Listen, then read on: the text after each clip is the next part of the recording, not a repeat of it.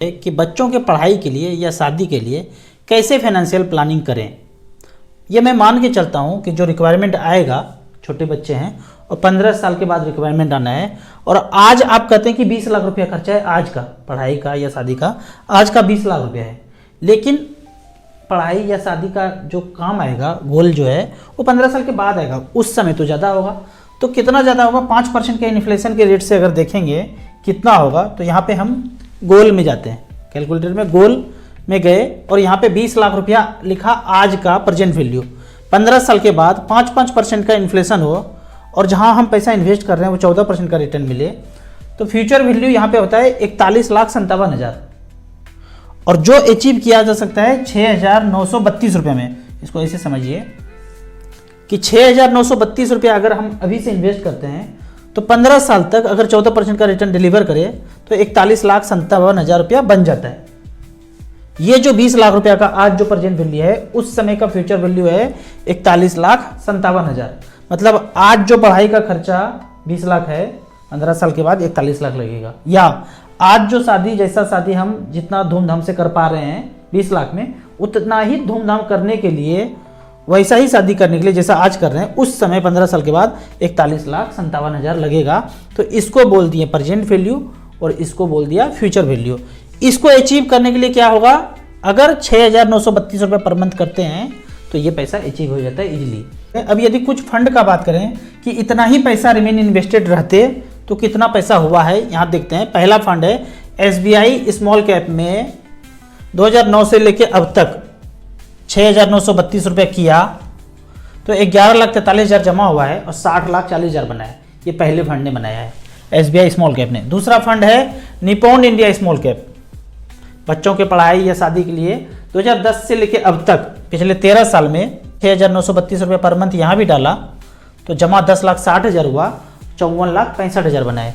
तीसरा फंड हम DSP का चुनते हैं, DSP स्मॉल कैप 2007 से लेके अब तक जमा होता गया 6,932 रुपये पर मंथ, यहाँ जमा हुआ 13,30,000 और वैल्यू बना है 78,40,000। 19% का रिटर्न यहाँ पे जनरेट करके दिया है।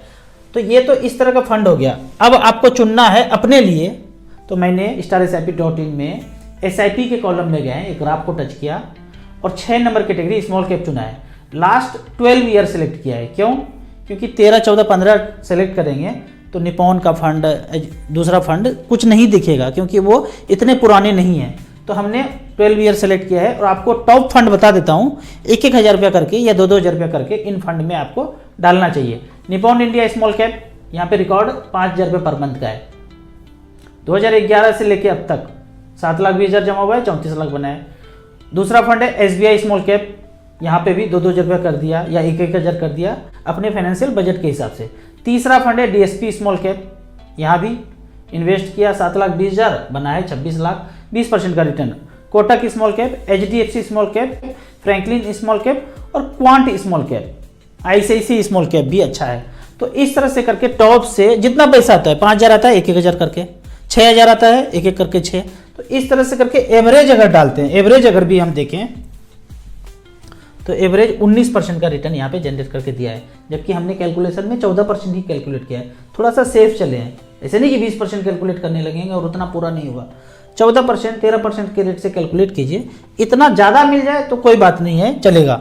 तो यहाँ पे कोई भी गोल हो, बच्चों का शादी हो, पढ़ाई हो, गोल 1 हो गया, आपको घर बनाना है, गोल 2 हो गया फाइनेंशियल गोल, आपको रिटायरमेंट प्लानिंग चाहिए, गोल 3 हो गया। लेकिन टाइम है, 15 साल, 18 साल, 20 साल टाइम है, तो स्मॉल कैप कैटेगरी में, मिड कैप कैटेगरी में को आप सारे फाइनेंशियल गोल को इस मचमच फंड से ही पूरा कर सकते हैं। अब आगे का कुछ कमेंट्स है, कमेंट्स पे जाते हैं। यहाँ पे पूछा गया है सवाल कि मेरे पास 1,60,00,000 रुपया का कॉर्पस है, प्लॉट बेचकर प्राप्त हुआ है, तो इसको मैं कहाँ पे इन्वेस्ट करूँ कि 1 लाख रुपया पर मंथ आ सके और 3% बढ़ोतरी हो और 10 करोड़ बाद में होने चाहिए। क्या होगा वो तो मंजूर खुदा ही होगा।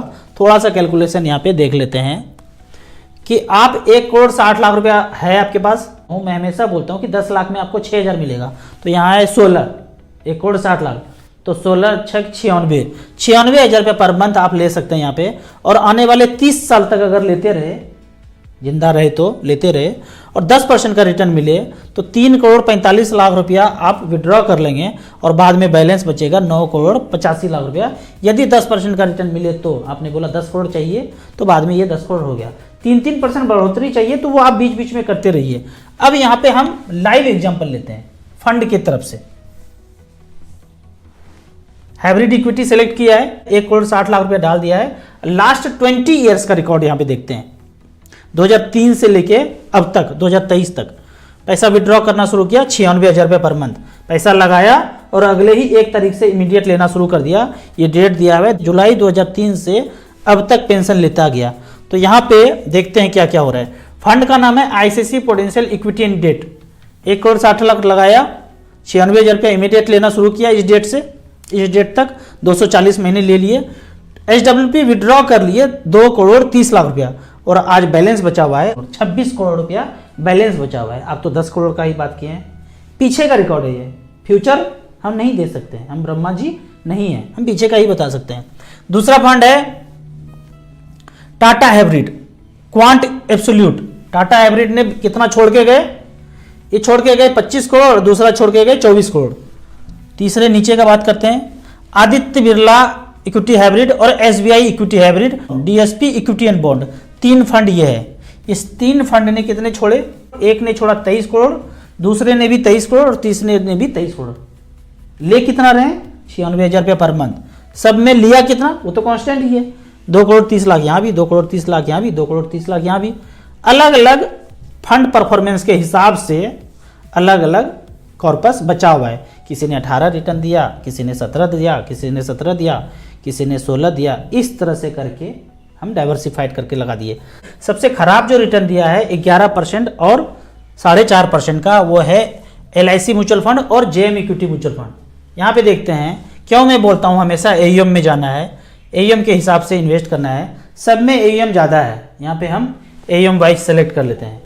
जिसमें सबसे ज़्यादा AUM है वो ऊपर आ गया। कितना है? 56,000 करोड़, 22,000 करोड़, 7,000 करोड़। और लास्ट में देखते हैं जो सबसे खराब रिटर्न दिया है वो है JM इक्विटी, 13 करोड़ रुपया मात्र है। LIC म्यूचुअल फंड का बैलेंस फंड इक्विटी हाइब्रिड, उसका जो टोटल AUM है वो है 383 करोड़ रुपया। तो हमेशा बोलता हूँ छोटे AUM में नहीं जाना है। 1,000 2,000 करोड़ से ऊपर अगर है, 3,000 4,000 5,000 करोड़ उससे ऊपर है, उसी AUM में जाना है, छोटे AUM में बिल्कुल नहीं जाना है।